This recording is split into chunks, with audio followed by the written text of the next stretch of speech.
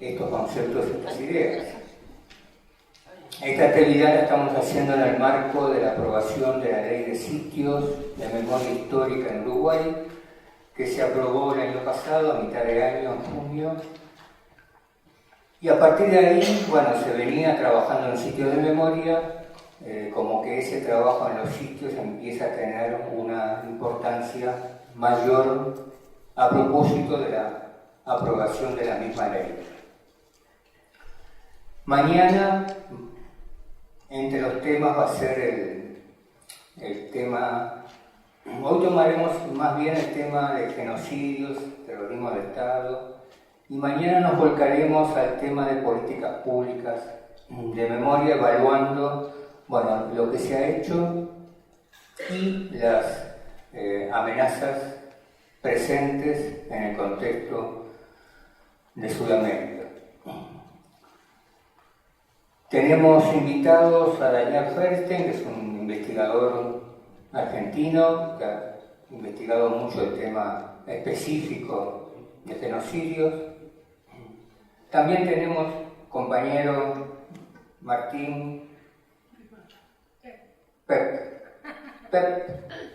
de Martín Verboix, del Memorial Democrático de Cataluña, es decir, que tenemos otra mirada que viene desde el viejo continente, donde también, bueno, también no, sabemos que ha sido un centro de genocidio, de guerra, de crímenes de guerra, y a nosotros a veces nos resulta difícil cómo se califica lo ocurrido en España, tanto en la guerra civil como en la dictadura franquista. Bueno, ¿qué fue bien eso? ¿Qué fue? ¿Fue un genocidio? ¿Fueron crímenes de guerra? ¿Fue un terrorismo aplicado desde el Estado? No sé, creo que él después nos puede desarrollar un poco más esas ideas, pero lo que sabemos en el caso de España, que bueno, fue la guerra civil, fue una confrontación dura, pero luego de que terminó la guerra civil con una cantidad de miles de muertos, luego hubieron muchos años de represión franquista, estando ya la dictadura instalada, es decir, que la represión y el terror no concluyó con la guerra propiamente. Eso nos podrán hablar los compañeros. No digo español porque creo que hay que decir catalán, ¿no? Catalán. Bueno, y de este modo estamos abiertos esta conferencia. Le dejo un poquito a Cecilia. No, nada, darle la bienvenida. Siempre es una alegría y un placer trabajar con el Museo de la Memoria, y en este caso que tenemos estos temas que se unen y a su vez son bien diferentes, como lo que tiene que ver con el pasado y el futuro, ¿no? Y agradezco a todos los ponentes de hoy y mañana, y bueno, como siempre, particularmente a los que vienen del exterior, que hacen un esfuerzo importante para venir y a su vez dan una mirada de aire fresco que siempre nos viene bien. Nada más. Bueno, invitamos a Daniel a pasar con la primera conferencia.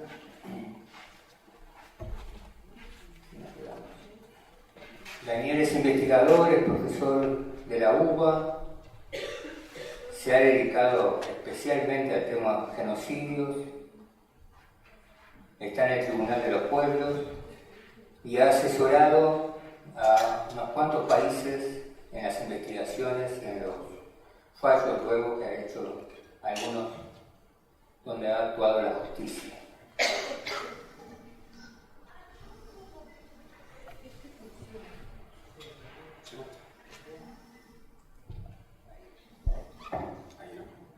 Bueno, muchísimas gracias. Gracias a todos, gracias por la invitación. Antes que nada, quería pedir una disculpa porque me encantaría participar del conjunto de la conferencia. Creo que es bien interesante, pero cuando me invitaron más, yo creí que no podía venir porque el martes es mi día de clases ahí en Buenos Aires, pero él insistió mucho, aunque sea que estuviera hoy, el problema no voy a tener que ir para tomar el último micro y que me lleve al buquebús, así que bueno, me quedaré lo que más pueda hasta tener que irme.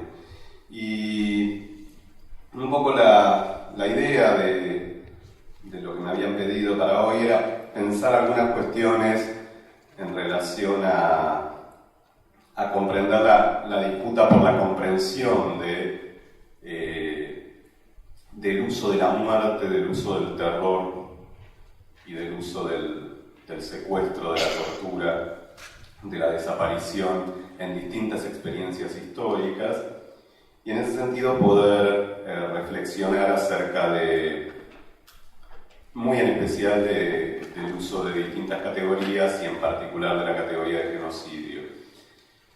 Y eso tiene que ver por ahí en la elección de por qué genocidios, porque creo que hay dos cuestiones fundamentales que me interesaba señalar. Una es que ha habido un desarrollo en cuanto al pensamiento teórico muy distinto entre dos conceptos que se han utilizado para pensar este conjunto de hechos, que son los de guerra y genocidio, que tienen efectivamente toda una construcción y un desarrollo teórico. El de guerra de muchos siglos de reflexión, el de genocidio de un poco menos de un siglo de desarrollo teórico. Y después hay otras categorías que han aparecido que no tienen, por lo menos hasta ahora, un campo de reflexión teórica para tratar de entender su sentido. Terrorismo de Estado, violencia política, masacre, represión, no tiene una tradición teórica de trabajo, que no quiere decir que no la pudieran tener. Lo real es que no la tienen, y entonces dificultan un tema que me parece central, que sí cubren los dos conceptos de guerra y genocidio con distintas características, que es tratar de entender el uso de la práctica concreta de la que se quiere hablar, la muerte, la desaparición, la tortura, el secuestro, el uso de esto como parte de una tecnología de poder. Esto es una de las cuestiones centrales que yo trato de señalar en la comprensión del genocidio como práctica social, es que la muerte no es el objetivo del genocidio, ni el secuestro, ni la tortura, sino que en realidad son herramientas para otra cosa. Esto es lo que implica que una práctica social constituye una tecnología de poder. Y esto en general, en el análisis de los hechos, tanto en nuestra región como en otros lugares del mundo, esto se ha perdido, porque claro, es tan conmocionante un proceso que persigue, secuestra, tortura, asesina a centenares, miles, decenas de miles, centenares de miles, millones, según el caso histórico del que estemos hablando, de personas. Es tan conmocionante que se vuelve difícil pensar a estas prácticas como herramienta de otra cosa. Pero eso nos impide lidiar con sus consecuencias. Esto es, si nosotros solamente pensamos que el objetivo es la muerte, se termina produciendo una visión muy banal, ¿sí? En términos casi de una ética banal, de decir, bueno, hay gente malvada que asesina gente, ¿sí? En realidad esto no explicó los genocidios nunca, en ningún caso histórico. El genocidio es una tecnología de poder que sirve para transformar relaciones sociales a través de lo que genera este conjunto de prácticas, el secuestro, la tortura, el asesinato, la muerte, en el conjunto de la población que queda viva. Por lo tanto, el genocidio es una práctica que se dirige al conjunto de la población, no a aquella parte de la población a la que afecta en forma directa, podríamos decir, a través de tocar sus cuerpos. Y esto es un poco lo que está detrás de la idea de pensar el genocidio como tecnología de poder. No quiere decir que solamente nos lo pueda dar la categoría de genocidio. Una guerra también se propone afectar a una cantidad de situaciones, ¿sí?, en las cuales la derrota del enemigo también es instrumental. Busca la conquista de un territorio, la imposición de un orden. Sí, por eso digo que son los dos conceptos, con sus diferencias, con sus problemas, con sus características, con sus especificidades, que han tenido una reflexión teórica más profunda en relación al sentido de ese conjunto de prácticas. La de genocidio es la que me he propuesto trabajar más a lo largo de ya diría, cerca de 25 años, justamente porque creo que tiene una cantidad de potencias que me interesaba señalar o abrir a la discusión, ¿sí? Por de pronto, en la propia creación del concepto de genocidio. El concepto de genocidio es inventado como término por un jurista judeo-polaco que en principio tenía en su cabeza la experiencia del proceso de aniquilamiento desarrollado por el yihadismo turco durante la Primera Guerra Mundial, más allá de que no terminaba de encontrar un término que diera cuenta de ese proceso de aniquilamiento que afectó a las poblaciones armenias, sirias, griegas, después kurdas, en lo que va a ser la Turquía moderna, y que, perseguido por el propio nazismo, exiliado en los Estados Unidos, habiendo sido funcionario del gobierno polaco, desarrolla el concepto de genocidio, inventa ese término, articulando una raíz griega con un sufijo latino, ¿sí? O sea, la idea de genos, que sería aquella población que tiene algún elemento en común, ¿sí? Los que comparten un origen común, un destino común, con sidio, que es el sufijo que da cuenta de la destrucción. Pero cuando él define lo que es un genocidio, es una definición mucho más potente, a mi modo de ver, que la propia definición de la Convención de Naciones Unidas, porque toma dos elementos que después se fueron perdiendo en la reflexión jurídica, sobre todo. Que es que el genocidio se trata de la destrucción de la identidad de un pueblo. Esto es, el concepto de identidad es central en Lemke. El genocidio lo que busca a través de la muerte, el secuestro, la tortura, la desaparición es afectar la identidad. Pero no afectar la identidad de cualquier manera, sino que lo que va a plantear es que el genocidio lo que busca es la destrucción de la identidad de aquellos que están oprimidos para imponerles la identidad del opresor. Con lo cual esta tecnología de poder involucra estas dos categorías que son fundamentales. Lo que se busca es transformar la identidad para facilitar, legitimar, consolidar, aumentar la opresión. Estos dos elementos del Lemkin son fundamentales, ¿sí? Para pensar esto que les decía, que la muerte no es el objetivo de la práctica social, sino la herramienta.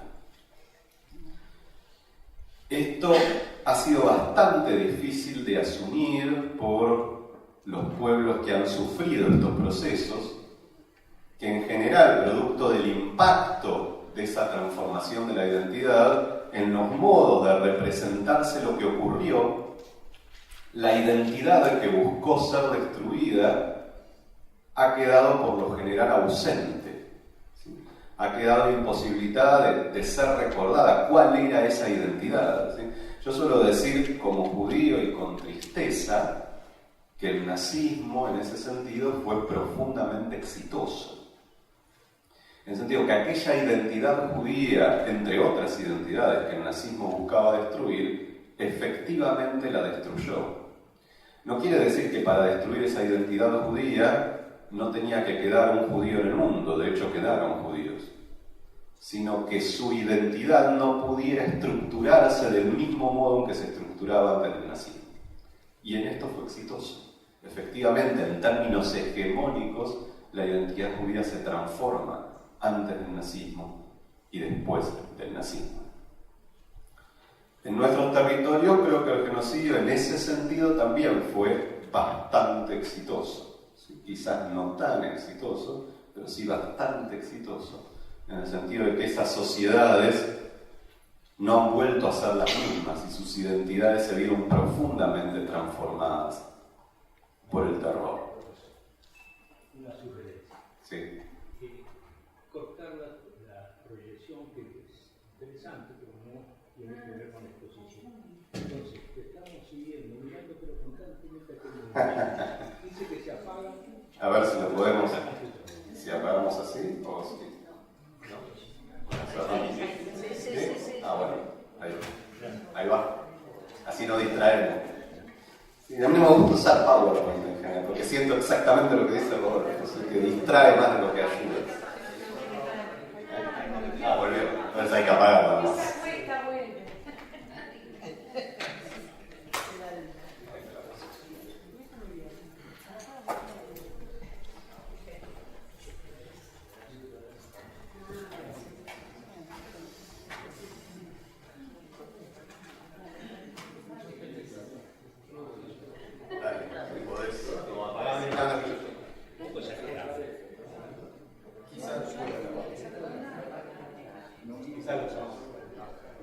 Bueno, gracias. Ya lo apago. Bueno, retomo. La idea era tratar de poder describir brevemente entonces cómo se llevaría a cabo este proceso de transformación de la identidad. Esto es no solamente formularlo, sino tratar de pensar su lógica de funcionamiento, ¿sí? Los genocidios en su versión, yo creo que los genocidios como tecnología de poder han tenido en la modernidad distintas formas. La más común durante el siglo XX, que no necesariamente es la más común del siglo XXI, pero si me queda algo de tiempo diré algo en relación a esto, pero la más común en el siglo XX y la que hemos sufrido en la región, se vincula a una fórmula que yo tendría que llamar como reorganizadora, ¿sí? Esto es, la transformación de la identidad lo que busca es reorganizar las relaciones sociales en un territorio determinado. Y esto ha tenido tres tipos de procedimientos en esa tecnología que se han dado cita por lo general en gran parte de estos procesos históricos, muy en especial de la segunda mitad del siglo XX. El primero es lo que tendría que llamar la construcción de la ambigüedad en la persecución. ¿Sí? Esto es, cada vez con mayor eficiencia, esa tecnología de persecución ha definido a sus víctimas con un creciente nivel de ambigüedad. ¿Sí? El propio nazismo ya era especialmente ambiguo. El nazismo, esto se lo olvida, pero persigue a infinidad de grupos sociales, de los cuales los judíos van a ser recién hacia el año 38-39 la figura prototípica, pero va a incluir a la disidencia política, a los homosexuales, a los testigos de Jehová, a los gitanos, a grupos eslavos, a distintos grupos dentro del movimiento católico, entre distintas fracciones sociales, a los desocupados. Con lo cual hay una persecución muy amplia, pero aún hacia el 38-39, cuando se focaliza en esta figura del judío, la figura utilizada por el nazismo era más bien una articulación étnico-política como el judío bolchevique, que es lo que circula en gran parte de los documentos del nazismo, y sobre todo la idea de la judaización. La idea de la judaización implica que lo que persigue el nazismo es a todo aquel que se comporta como judío, sea judío o no. Entonces, si no es judío, ya le encontraremos el antepasado judío, porque si se comporta como judío, es porque hay algo judío en su ser. Fíjense que esto implica un alto nivel de ambigüedad, que vamos a ver que su objetivo es que ningún miembro de la población se pueda sentir absolutamente a salvo de la persecución. Y esto tiene un objetivo fundamental. En el caso argentino, que es el otro caso que he desarrollado con mucho trabajo más empírico, el nivel de la ambigüedad ha sido todavía muy superior. Si la figura ya no ata una cuestión étnico-política como los judeo-bolcheviques, sino que implica un nivel mayor de abstracción, porque lo que se persigue es al delincuente subversivo. Y este delincuente subversivo puede ser cualquiera. El propio Videla declara al inicio de la dictadura que subversivo no es solamente quien empuña un arma, sino quien desafía los valores de la occidentalidad cristiana, ¿sí? Con todo lo amplio que eso puede implicar. Pero si faltaba ambigüedad, una de las formas más logradas de la ambigüedad va a ser la declaración de quien fuera gobernador de la provincia de Buenos Aires, cuyo apellido era Saint-Jean, ibérico Saint